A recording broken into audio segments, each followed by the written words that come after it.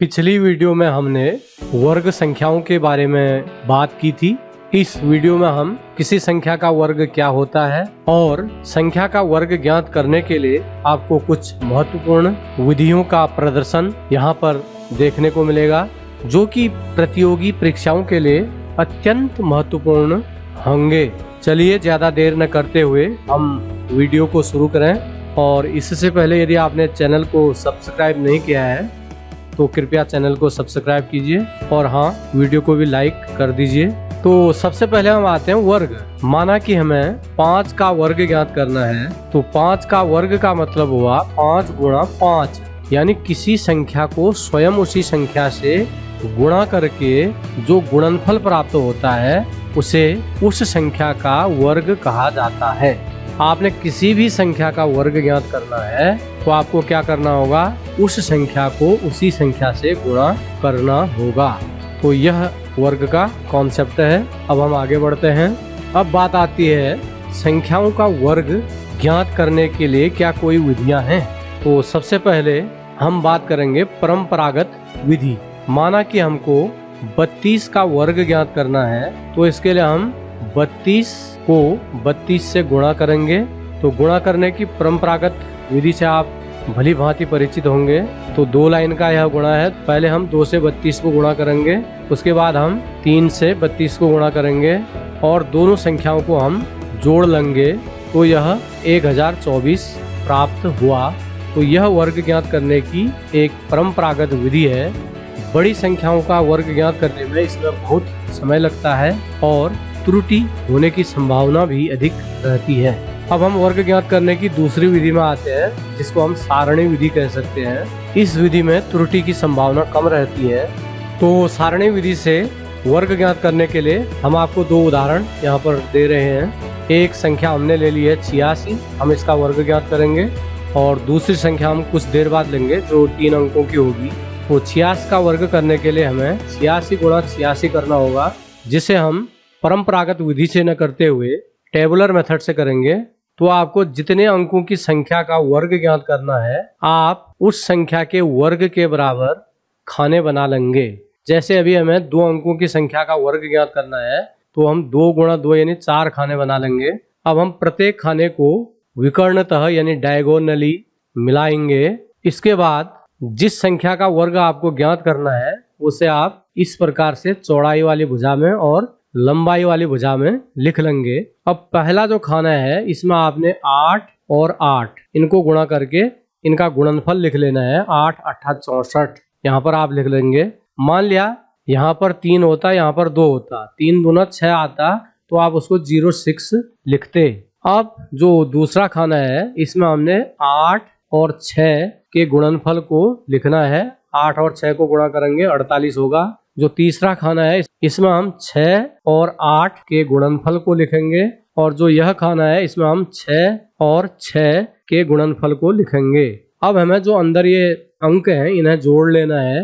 पहले देखेंगे इस लाइन के नीचे कौन से अंक हैं, केवल 6 है, तो 6 का 6। फिर जो ये दूसरी लाइन आपको दिख रही है, इसके नीचे 8 8 3 है, इन्हें हम जोड़ेंगे। 8 8 16, 16 और 3 19, इसका हासिल आएगा 1 और हासिल को हम अगले संख्याओं के साथ जोड़ेंगे। अब जो ये लाइन है इसके नीचे 4 4 और 4 है, तो 4 को हम 3 बार जोड़ेंगे 12, उसमें 1 जोड़ लेंगे 13, हासिल 1। और उसके बाद जो संख्या है 6 में और कोई संख्या नहीं है अंदर, तो आप यहाँ का हासिल जोड़ेंगे 7। तो 86 का वर्ग आ चुका है 7396। अब हम जरा देखते हैं, इसे कैलकुलेटर में चेक कर लेते हैं कि 86 का वर्ग सही है या नहीं है। तो इसके लिए हम 86 गुणा 86 करेंगे और बराबर करके देखेंगे। तो देखिए 7396 यहाँ आ रहा है और हमारा भी आया 7396। अब चलिए हम एक 3 अंकों की संख्या ले लेते हैं।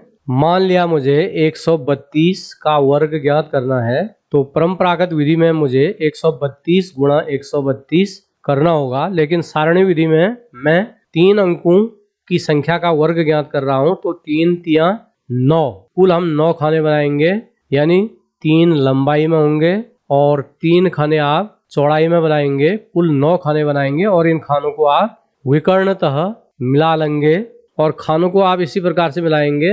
तो प्रत्येक खाने को मिलाने के बाद अब आपने यहाँ पर संख्या लिखनी है। संख्या हमारे पास है 132। आप चौड़ाई में भी लिख लेंगे, 132 को आप लंबाई में भी लिखेंगे।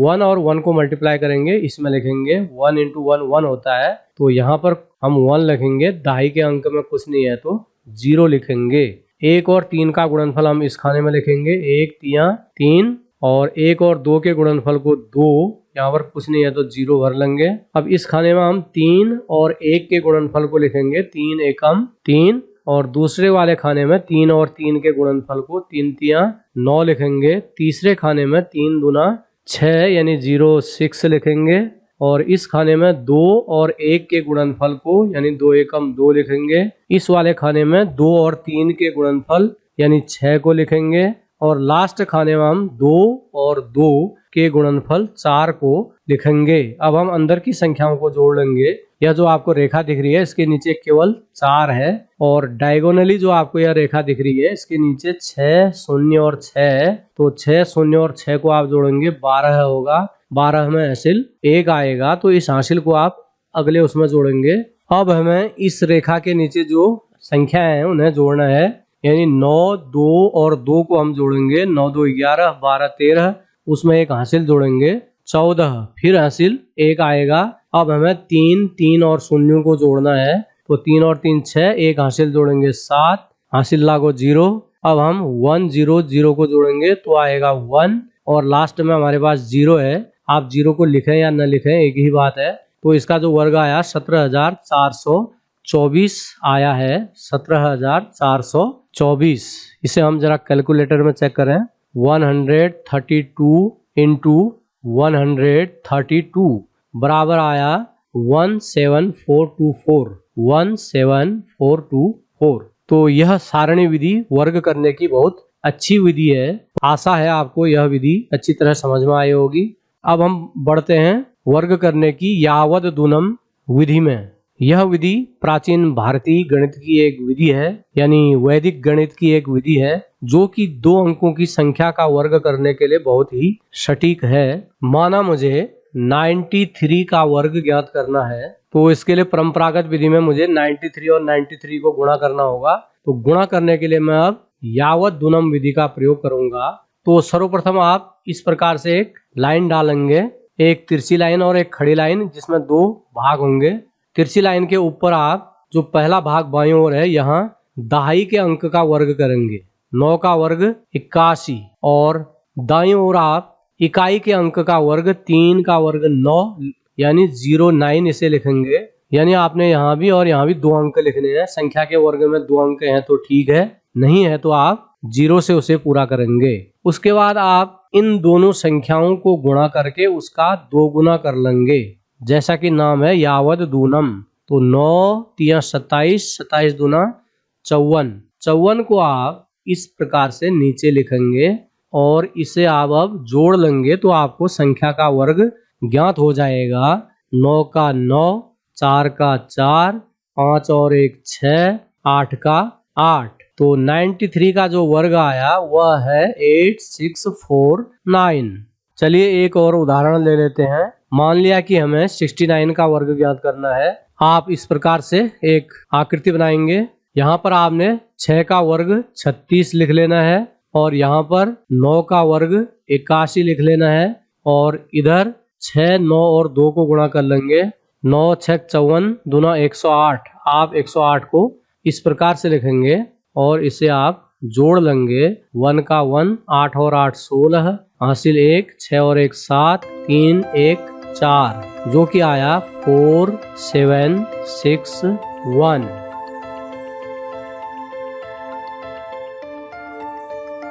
द्वंद्व योग विधि में सबसे पहले हमें दी गई संख्या के द्वंद्व तैयार करने होते हैं। हम इसे कुछ उदाहरणों के द्वारा समझते हैं। पहले हम एक 2 अंकों की संख्या लेते हैं। माना हमने 2 अंकों की संख्या 23 ले ली, तो हम सबसे पहले 23 के द्वंद्व लिखेंगे। तो द्वंद्व लिखने के लिए 2 अंकों की संख्या है, तो इसके द्वंद्व 1 2 1, यानी सबसे पहले 2 आएगा, फिर उसके बाद 2 अंक आएंगे 2 3, उसके बाद 2 को छोड़ देंगे, आएगा 3। तो 1 2 1। तो ये 2 अंक के द्वंद्व होते हैं। अब हम कोई 3 अंक की संख्या लेते हैं। मान लिया हमने 1 4 3, 3 अंकों की एक संख्या ले ली। इसके हम द्वंद्व तैयार करते हैं। तो 3 अंकों की संख्या के जो द्वंद्व होंगे 1 2 3 2 1, यानी सबसे पहले आएगा 1, उसके बाद आएगा 1 4, 2 अंक हो गए। अब 3 अंक आएंगे 1 4 3। अब यह रिवर्स होगा 1 2 3, उसके बाद रिवर्स होगा 2 1।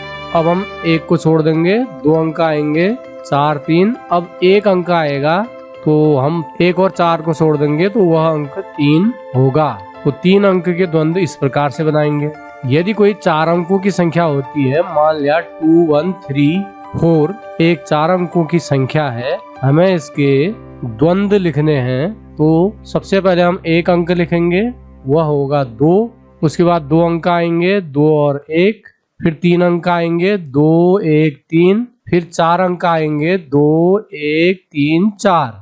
अब उल्टा चलेगा, अब 3 अंक आएंगे, उसके लिए आपको 2 को छोड़ना होगा, 3 अंक होंगे 1 3 4।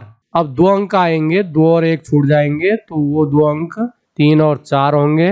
उसके बाद 1 अंक होगा 4, 2 1 3 को आप छोड़ देंगे। तो इस प्रकार से दी गई संख्याओं के सबसे पहले क्या किए जाते हैं, द्वंद्व तैयार हम कर लेते हैं। द्वंद्व योग विधि से वर्गों ज्ञात करने के लिए द्वंद्व तैयार करने के बाद जो अगला स्टेप आता है वह होता है द्वंद्व योग।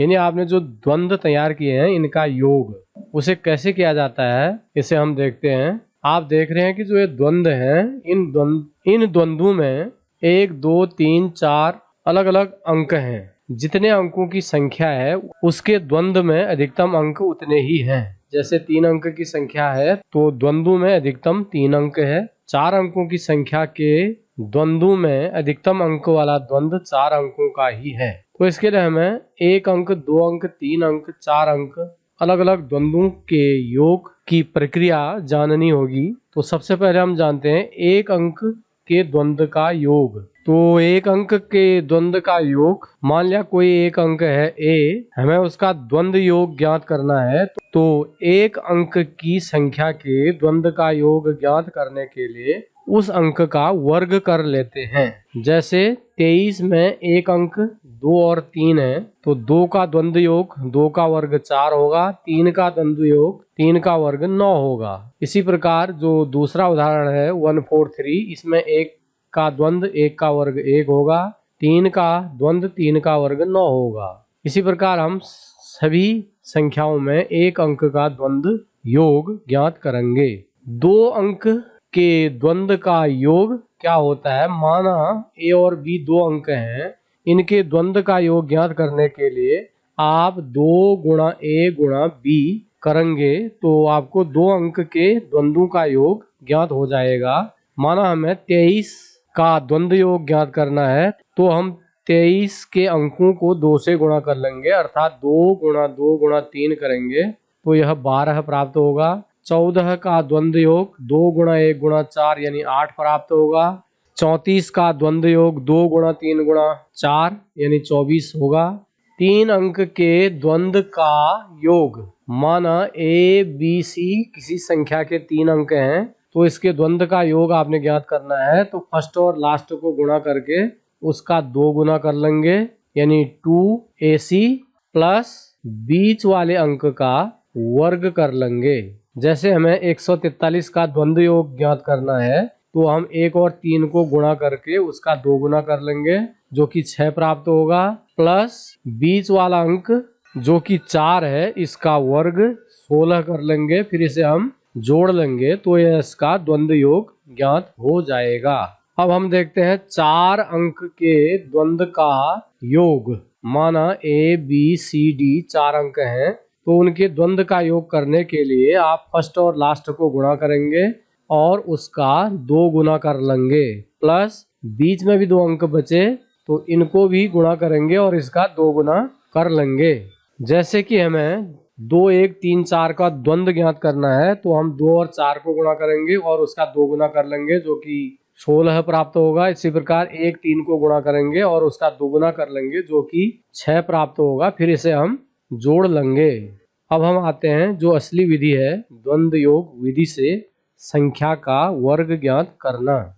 तो द्वंद्व योग विधि से हम इन्हीं संख्याओं का वर्ग कर लेते हैं, क्योंकि इनके द्वंद्व हमने तैयार किए हुए हैं, जिससे समय की थोड़ा बचत हो जाएगी। माना हमें 23 का वर्ग द्वंद्व योग विधि से करना है, तो 23 के जो द्वंद्व हैं सबसे पहले उन्हें हम लिखेंगे 2, 23 और 3। इसके 3 द्वंद्व हैं, तो हम 3 भाग इस प्रकार से कर लेंगे। पहले भाग में हम पहले द्वंद्व का योग लिखेंगे, अर्थात 2 का द्वंद्व योग होगा 2 का वर्ग। दूसरे भाग में हम 23 का द्वंद्व योग लिखेंगे, जो कि 2 गुणा 2 गुणा 3 होगा। और तीसरे भाग में हम 3 का द्वंद्व योग करेंगे, जो कि 3 के वर्ग के बराबर होगा। अब 2 का वर्ग 4 हो जाएगा, 2 गुणा 2 गुणा 3 12 होगा, और 3 का वर्ग 9 होगा। अब प्रत्येक भाग में हम केवल एक अंक को लिखेंगे, जो दूसरा अंक है वह अगले भाग में हासिल में चला जाएगा। तो पहले भाग में 9 अकेला है, तो इसे हम 9 ही लिखेंगे। दूसरे भाग में 12 है, तो 12 का हम 2 लिखेंगे। जो यह 1 है वह अगले भाग में हासिल में जुड़ेगा, तो 4 और 1 5। तो 23 का जो वर्ग आएगा वह आएगा 529। अब हम 143 का द्वंद्व योग विधि से वर्ग ज्ञात करने जा रहे हैं। तो सबसे पहले हम 143 के द्वंद्व लिखेंगे, जो कि 1, 2, 3, 4, 5 हैं। तो आप 5 भाग तैयार कर लेंगे। पहले भाग में हम 1 का द्वंद्व योग लिखेंगे, जो कि 1 का वर्ग के बराबर होगा। दूसरे भाग में 14 का द्वंद्व योग 2 गुणा 1 गुणा 4 होगा। तीसरे भाग में 143 का द्वंद्व योग 1 और 3 को गुणा करेंगे, उसका 2 गुना, यानी 2 गुणा 1 गुणा 3 प्लस बीच वाले अंक का वर्ग, अर्थात 4 का वर्ग। चौथे भाग में 4 और 3 का द्वंद्व योग करेंगे, जो कि 2 गुणा 4 गुणा 3 होगा। पांचवें भाग में 3 का द्वंद्व योग 3 का वर्ग होगा। अब इसे हम सॉल्व करेंगे। 1 का वर्ग 1, 2 गुणा 1 गुणा 4 करेंगे 8 होगा।